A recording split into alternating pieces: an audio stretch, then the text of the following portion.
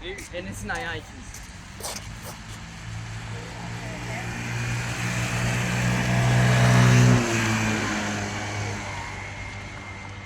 Nandito kami sa dagat. Nandito po si Inday Juju sa seaside. Yan ang karagatan. High tide.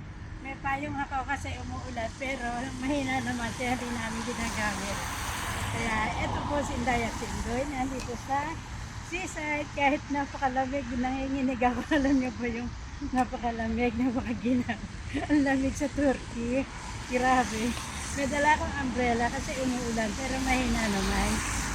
Ayan, karagatan ng Turkey. Nandito kami sa seaside.